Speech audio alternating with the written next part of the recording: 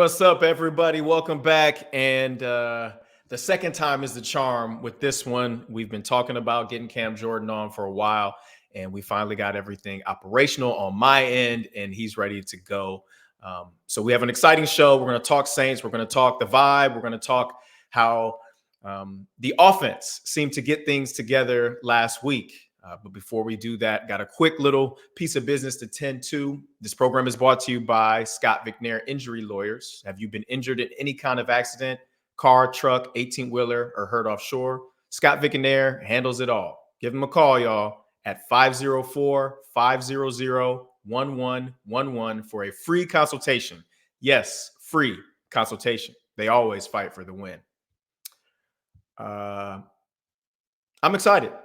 I mean, I know this guy. I played with this guy. And not only has this dude been like one of the great Saints of all time, but he's been one of the great people of all time. And we'll get into that a little bit as this show goes on.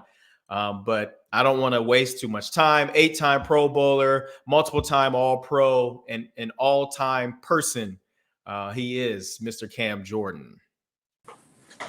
Hey, appreciate you pulling me in. Yes, sir. Yes, sir. Hey, but look, just right with that, man of the year. Are you going to win it this year in the league? Wait. I don't know if that's my title this year. I don't know if am I the Saints' choice for that? They haven't even come out with that yet. Bro, you're the Saints' choice every year. That's what it feels like to me from afar. And it's I would say it's something that has kind of eluded you, correct? Yeah, I mean, I've been up there twice. That's fine. You know, if I didn't win it the first time, I was like, all right, we have so many other guys that give so much to the community. I give some time. I give, some effort. I'm always trying to give back. At the same time, I'm inspired by previous teammates. We've always had guys like Demario Davis and his devoted dreamers, Tyrann Mathieu and everything that he gives back through his foundation. I've always been inspired by people around me. And it's like, I feel like whatever I'm doing in the community, I can always give more because I look over and, Mark Ingram used to have all his the Mark Ingram Foundation giving back to kids with incarcerated fathers. And I was just like, dang, I don't have any struggles. I just have to give more. I've got 4 kids, a wife. I came from a 2-parent household. I don't have any this is what, I don't have anything that I can be like, dang, this is my shtick. I'm just like, the next generation is the most important. So I'm always at an elementary or middle school. I tend to stick away from high school because high school kids, you be trying to they ask those questions that you be like, I can't fight you like I want to. So but I love talking to just the surrounding community, just to inspire them, give them a physical representation of what they can be, what they can aim for, and what they can be better than. I mean, sure, did I go to the #1 public institute in the nation in the University of California, Berkeley? Sure. Do we have the most Nobel laureates ever? Yeah, absolutely. So if I am striving for academic excellence, do I push Cal on the kids? Yes, but that's because I want them, to broaden their minds beyond an LSU, a Xavier, a Tulane, a UNO. Hopefully not a SUNO. Hopefully, what are the HBCU, Southern? I don't know. One of those. Right. No, I get it. So you are definitely somebody who understands the responsibility that we as players, now obviously I'm a former player, but you have to the community and specifically the younger generation. I say you're always up for the man of the year because in my mind, like when I think Saints and just following social media and following your social media, seeing how active you are, especially as you've gone on in your career, it's easy to see the young guys that come into the game and it's kind of thrust upon them like, hey, we'd love for you to do this and this and this. And most young guys don't even know that they can say no, you don't have to do that stuff. But as you get older and you've been around for a long time, and like you mentioned, like you've got a wife, you've got 4 kids, and you still taking the time out of your schedule to make sure that you're showing up places, and not just so that you can inspire, but like you said, so people can see your face. Like they see you on TV, they see you in the games, but to actually get to touch you and really feel your energy and be someone that they can look at and say, man, like I could be that someday. Like that to me, like I get goosebumps thinking about it because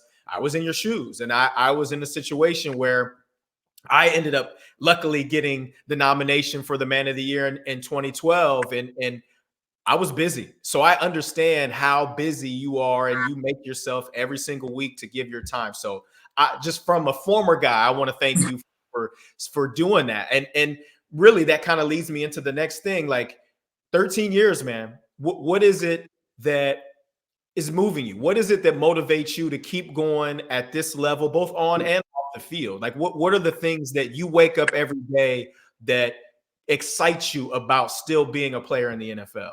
Man, I just told Bink at practice today, Colin Sanders at practice today.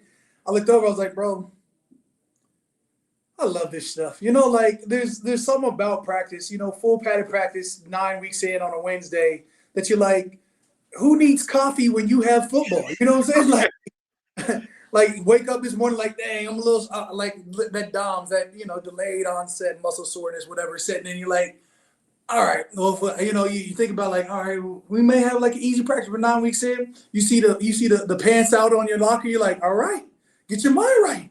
No, there's no time to slow down. There's no time to think about if I'm sore or not. It's just a full go situation. And when you have that to look forward to every day, what else is there? You know, it's the off season that lets me know how much I love football, right? It's when I'm not in season and I'm like, dang, I just want to put a lid on and hit somebody, you know? So we come into a season right now, we're in stride. We're sitting at 4-4, and there's so much to fight for this week, next week. I don't even know the quarterback we're going against this week. I think you say his name, Bagent, Regent, doesn't matter. You know, like we have to be able to get after this kid. We're breaking down how many games of film on him? We're looking at his college film at this point. You know, trying to find some sort of edge on him. So as a defensive lineman, I'm breaking down offense. I'm like, all right, well, this kid is a smooth runner. He's able to extend some plays. He has some gumption to him. And that just goes into my love of the game. It's like, bro, I can't wait to take the field this week and, you know, hopefully get this win and start stacking these dubs. Yeah, for sure. I mean, I think you said all of that to say it's really your love of the game. I mean, you know, because like from the outside, it's like, okay, this dude is an all-time great. This dude has a Hall of Fame resume. Like, what is it at this point? Is it a Super Bowl? Is it I'm trying to keep breaking the bank? Like, so you're saying I'm sure all those things are important, right? They're gonna keep paying me. I'm gonna keep getting that bread. I would love to win a Super Bowl. That's, you know, but your defensive end, right? You're going to have an impact on the game, but there's 52 other guys that are active, you know, that are on the active roster that have something to do with winning a Super Bowl or not. So I'm sure that, you know, that motivates you, and I'm sure that's a goal. But, you know, to be able to wake up year 13 and still have that same feeling, man, I definitely commend you for that, because I know I was going into year 12 and I was really at a crossroads, like, man, do I want to keep doing this? Now you're on the same team, so that's a little bit different. You get to stay at home. Like that's all different. But I know how monotonous it gets, especially after you've been in it so long. And it's like, okay, we have another Wednesday practice today. You know, like you looked at it like, oh, I can't wait to put the helmet on. I looked at it like, dang, man, we got to run some more today. Or like Thursday practice for me, I'm like, dang, it's a track meet today. Like, right. I don't know how many more of these track meets I have in me. But with that, like 4-4, I would say the offense probably played their best game last Sunday. And the talk all year has been the offense hasn't held up their end of the bargain. It's the offensive line can't protect. It's the quarterback looks scary in the pocket, can't pull the trigger. It's we don't have any running game. It's Pete Carmichael doesn't know what he's doing. Fire him, hire somebody else. I've seen it all. And so as a defense that's been playing as well as you guys have played for the last several years, I mean, you guys have been the ones that have kind of led the team. How does it feel just shortly and just this one last week? And I know that offense has played better the last couple of weeks, but just this one last week of, man, this, as a fan, I watched and was like, this is what it should be. Like, how does it feel being on the other side of that, right? You're hoping that the offense can extend drives. You're hoping that the offense can finish drives with touchdowns, yards, time of possession, et cetera, so you guys can be rested by the time you come back on the field. How does that make you guys feel seeing what can be from that offense? Yeah, I think in any season, you have potential. You're like, I hope we capture this potential. And early on in my career, you know, back when we were practicing over at West Virginia, and I was like, man, our team is stacked. We're never going to lose a game. And you're like, we got all this potential. We're going to kill everybody. And then we didn't even hit the playoffs one year. And I was like, all right. You know, like I learned early in my career, just because you have a lot of talented players, you have all these big names, you have, you know, unrealized potential. It's just that it's unrealized until you capture it. So we have Mike T and Chris Olave and Jimmy Graham and Jawan Johnson, Rashid Shaheed, Alvin Kamara, Derek Carr. You know, defense-wise, you got, you know, Marshawn Lattimore, Demario Davis, myself, Tyron, you know, Marcus May. You've got Carl Grandison, guys that have made a name for themselves. And defensive-wise, I think, you know, we're always trying to get better each and every game. But we look to offense, you know, we look to offense like if we don't let an opposing offense score, they can't win.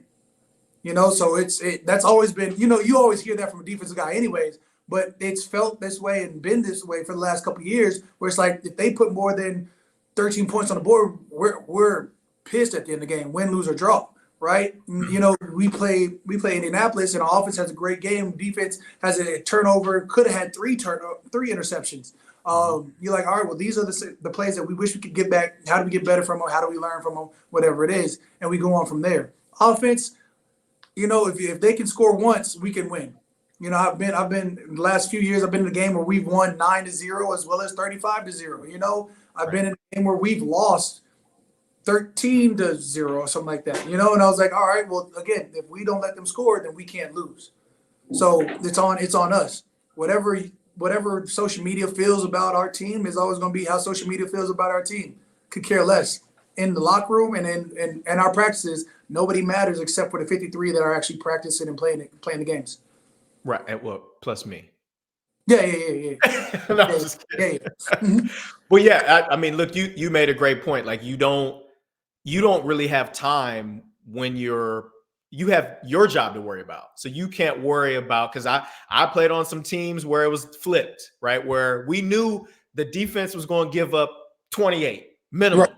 And we knew, all right, CJ would come in and say, we got to score 30. And sometimes he'd come in and say, we got to score 50. And he meant it, like, just because that was what our job was. And we never got pissed off at the defense or anything like that. We just were like, all right, this is, you know, we got the guys, we got to go out and do it and execute. So yeah, I mean, I totally, you know, understand that way of thinking. And it's funny, the last 2 years, so I guess the last year and a half, this NFC South has been, you know, I would say one of the lower level divisions as far as the records go. And for all of the frustration, I mean, obviously I've been in the media the whole season, the frustration that people have with obviously not being where they think that the team should be. Obviously, if we're in the media and we think the team should be in a certain place, I guarantee you the team thinks they should be even higher than what we think. So talk about being at 4-4 and still literally having everything out in front of you in this division that everybody, I think, would say is wide open. Yeah, I mean, we're sitting at 4-4, and we could easily be sitting at 7-1. Each one of these games we've been in, and whether we missed a field goal or we let in a late touchdown on defense, or we didn't score on offense with our last drive, whatever it is, there's been opportunities for us to win. So even in these losses, the upside is we could have easily been 7-1 as we are sitting 4-4.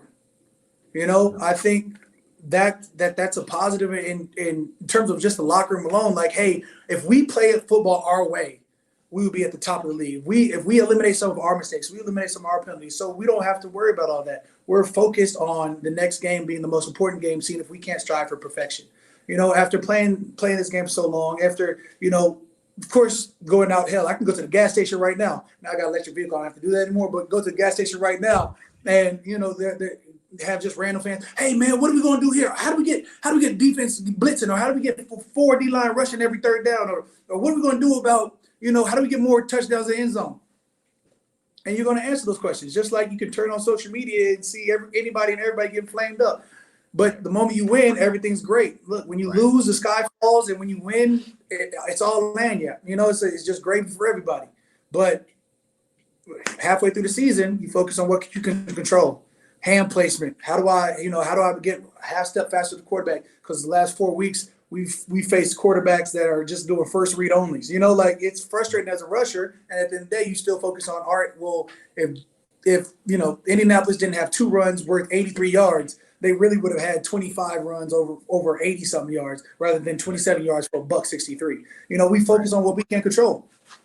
Yeah, for sure. Talk about that front a little bit. The guys up there. Carl Granderson, to me, I think he's been good for several years, but how he's playing this year, the chain, Kalen Saunders, Brian Brzee. I mean, your guys. Talk about your guys, and obviously you're going to be the one that gets most of the headlines. Everybody knows who you are, but talk about Carl, talk about some of those other guys so that the fans can get a little taste of who they are and how they are as teammates.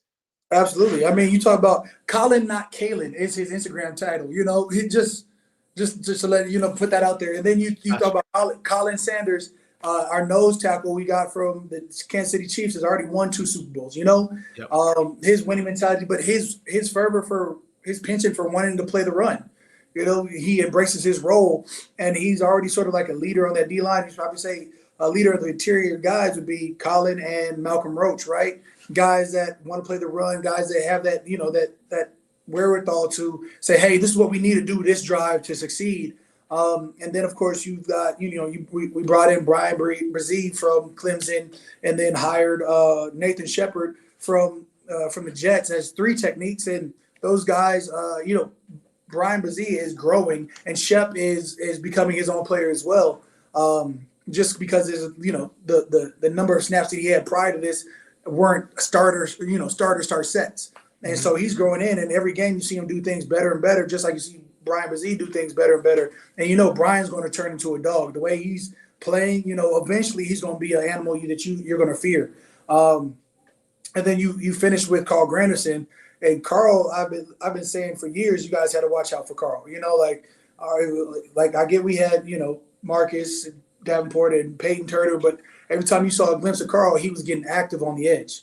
Yep. And so I was like, hey, if he gets a shot, he's really going to start shining. And started shining brightly as of a year ago, 2 years ago. And people were asking, who do you need to watch out for? You need to watch out for Carl Granderson. Don't send 2 my way because that leaves him single. Go ahead and send 2 his way. Right. Well, he owes you some money, bro. You got him paid. And he's the double team to Cam, so he can get off, so then he gets paid, and then when he can pay me some. It all comes full circle. When he wins, they have to start sliding back his way, and then I get my singles. I'm gonna bide my time and take it as is. The last 3 years has been like this. So the whole world will be like, oh, we're not getting sacks, and we're going to end up with 35 to 50 sacks anyways. We have to pay our dues first. That's right. For sure. All right, a couple more and I'm gonna get you out. So rookie quarterback with the Bears, what type of challenges does that offense present? Now, obviously they've been a little bit different since Justin Fields has been hurt, and they've got some guys with some talent on that offense. What is it that you guys are seeing that you need to kind of key in on and make sure that they aren't able to execute well in order for us to be successful defensively? And I think, after breaking down his last game, he gets the ball out extremely fast. Yay for us. Right. I think when you always have a rookie or a young quarterback, they try, the OCs are going to try to simplify the program for him. Yep. DJ Moore is having one of his best years, and there's a reason why. He's doing everything. He's a quick, high agility wide receiver, and they're using him to the best of their abilities to limit the mistakes being made on offense and using the talents that he has. When it comes to is it Bagent? Bagent. Beijing. when it comes down to a rookie quarterback, you don't have a lot of film on him, so you're literally just looking at college film, hoping he's going to be a similar style quarterback. Right. But he's a D2 guy, so not knocking D2, but he's not going against pro level talent. Yep. Not consistently, anyways. So you're looking at his college film. You go back to the game he played last week, and you're like, all right, well, he releases the ball fast. He does this well. He looks like he's a good runner. So we have to be able to collapse the pocket as well as not let him escape out the pocket. Can't let him extend these drives. So it's going to be a heavy upfront battle. Plus, I think they've got 2 decent running backs in the backfield that we're going to have to focus on. Yeah, for sure. And I think I look at this as one of those games that's like you got to win this game. I mean, like No, if we want to get to the playoffs, if we want to win the NFC South, these are the games that we have to have. And for whatever reason, over the last several years, these are the types of games that somehow, some way trip us up. Even back to when I played, I remember several games each season where like we go in, we're the heavy favorite. There's no chance that we should lose this game. And for whatever reason, we ended up losing the game. And no doubt. usually those are the seasons that we didn't reach where we thought we could reach. So I look at this as I know people don't like to call it must-win games and stuff like that. But if we want to be a playoff team, division champs, and host a playoff game, this is a game that we have to have. We have to show that we are the better team. We are the team that has bigger goals and bigger fish to fry than this one week. And again, I mean, it's a rookie quarterback, so it definitely presents a certain level of challenges, which I obviously understand that because I've been around plenty of those games. You remember RG3. I mean, that was like, this dude is good. He played great in college, but it's the NFL. It's the first game. He's not going to be able, and that didn't work out well for us. So hopefully everything is on the other side this time. Hey, I mean, I go into every game thinking we're going to win each and every game. Like for sure. And before season begins, I'm like, we're going 16-0 or 17-0. Like we're winning them all. And I go into every game like this is a must-win game. I think every game is a must-win game, and that's maybe how I play and how I want to see things. And so when we don't lose, I'm like, or when we don't win, I'm like, how do we not win? Like this was a must-win, And even when we're down by 2 touchdowns, whatever it is, I'm like, bro, we're winning this game. I've got ultimate faith in my team each and every moment of the game.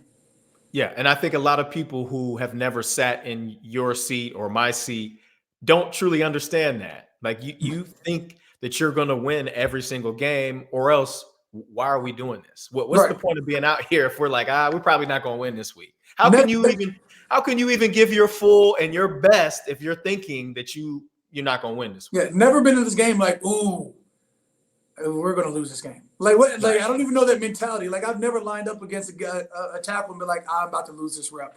I'm going to win every rep, and you have to fight to prove me different. It's why I don't remember their names, because they're just guys who are getting in the way of the scheme. Like my goal is to tackle a running back. My goal is to tackle quarterback. The person in front of me is just an op. Like slap a different name on him. Guess what? He still has to do the same job. Rotate him in and out. Guess what? He's still the job that is to be a place blocker, a position blocker, or a run stopper, or whatever it is just a guy in front of me. My goal is to make a bigger play in the backfield. For sure. All right. Last thing. Not trying to fast forward your career, because I still think you've got plenty of very, very good years ahead of you. And as long as you want to play, I mean, your productivity is there. So what are you thinking as far as when you're done? I know you're already dabbling into I got like the 43 games left. What you talking about? What you talking about? Don't understand me nothing. I got two years and 9 games left for regular season. Okay, so that's it. So you're gonna finish this contract and then you're done.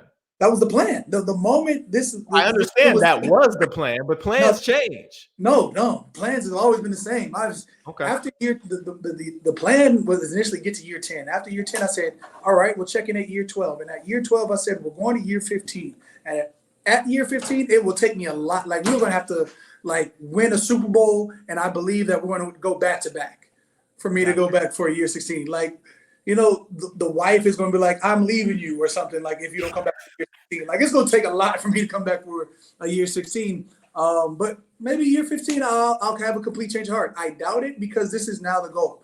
The goal is to finish, 130 sacks plus. There you go. Good. And we'll talk about Nikki and the fam and the support that they give you real quick before I get you out of here. It was so much easier as a youngin' without a family. Like, and you'll never understand it until you're in it. You're like, when you get body work every day and then you have like 2 kids and she's like, hey, I need help. Or like now the kids are like in practice. You're like, hey, could you take this one to practice? Well, this is my Cairo time. This is like, this is the time where I need you to be super mom right now. And so, there's that path of navigating. And at the end of the day, like, you can't. There's also a different form of pride that, you're like, all right, well, clearly I have a son. My oldest son is 8. And so when he practices, I'm just like all proud and, cheek to cheek, smiling, whatnot. But I have 3 daughters. 2 of them, one of them plays FNA football in what I deem the Drew Brees League. Whether it is or you can't tell me different. We're just helping line his pockets. Is that even possible? We're helping to throw a little something in there. But she plays flag football. She's loving it. And, I feel like when I'm watching my daughters play, I'm just like, oh, one day flag football is probably going to be like a legitimate sport. As it's being introduced into the Olympics, I'm like, if you take to this, it could actually be an avenue for you. I want all my kids to not play sports at all. In the long run, I want them all to be lawyers and doctors. But if they fall into sports, I feel like I've done a great job in, having a wife who was a McDonald's All-American in basketball. And, she's a great coach for them now because, she's a great coach for kids. I don't have patience for kids like she does. Maybe patience for my kids. I'm like, I expect greatness today. Right. Or you could just have fun. I'm either or. So I'm like, I get to be the fun dad, right? That's right. It's like, Dad, how can if you're ready to train, come talk to me. But if you just want to have fun, I'm here for that now. Right. Like the moment they look to me and like, hey, Dad, I want to be better. All right, this is the game plan. She's a very make fun and have a fun time while teaching them skills, right? And she's on the reverse side of that. And yet she's like the most fierce person while they're playing their games. Like she's yelling at coaches, yelling at other parents. She's yelling at kids. Yeah, super competitor. And I'm in a very hands-off mode. I'm just like, hey, you need some water? You having fun? Pound it. All right, go have fun. Well, why aren't you that serious? Because it's not time yet. When you say, hey, Dad, I want to be excellent, then we're going to go after excellence. If you say, hey, Dad, I'm here to have fun, I get it. You're in your child mode, and you're supposed to be a child. The moment you say, Dad, let's go get it, then you're going to dislike me, and I can be that dad. Just let me know when. Right. Yeah. I think that's a good balance that you guys have, that, you realize, what, I'm not going to be there all the time. So when I'm there, I need to be the fun dad. I need to make sure that they get this from me, because when it comes time, now I got that in me, but when it comes time, I'm going to be able to put it on them. And that's, I'm either all in or all out. That's how I am in life. Hey, if you ask me to practice, don't ask me not to hit somebody. Right. Why are you punching that hard? Because it's that time. I brought these hands to work to bless somebody with them. God giving me all types of talents. And part of these talents is to choke an offensive lineman out. I'm able and willing each and every play. For sure. Good. Awesome, man. Well, shoot, man, this has been great. I appreciate you taking the time, especially coming right off the practice field and jumping on with me. If you want to jump back on later in the season after we're, 12 and 4, got the division wrapped up, we can revisit. But again, man, this was great. You are my first active player that I've gotten to join me. So I'm sure the fans are going to enjoy this and having a different perspective than having, us old guys just talking about what we think is going on in that building. So it's good to get your perspective. And shoot, man, I wish you guys the best of luck. We want to say thank you to DraftKings and Scott McNair, injury lawyers. Make sure everybody likes this video. And I want to say thank you to DraftKings. I want no association with anything on a DraftKings or possible. No. I say I darn near stay at the casino now, the way they banning people from the NFL. No. This is me. I'm saying it. This has nothing. Full disclosure: Cam Jordan is not endorsing DraftKings. This is Blue Crew Media only. Yeah, the way the NFL been banning people. Huh? We got you, bro. I appreciate you. Appreciate it, bro. Thanks, bro. NBA fans, the wait is over. Basketball's back, and DraftKings Sportsbook, an official sports betting partner of the NBA, is celebrating with an unbeatable offer. New customers can score $200 instantly in bonus bets for throwing down $5 on the NBA. Win or lose, it doesn't matter. You'll start the season with an instant dub. Basketball's more fun when you're in on the action. Download the DraftKings Sportsbook app now and use code BOOT. New customers can get $200 in bonus bets instantly for betting just $5. Only on DraftKings Sportsbook with code BOOT. The crown is yours.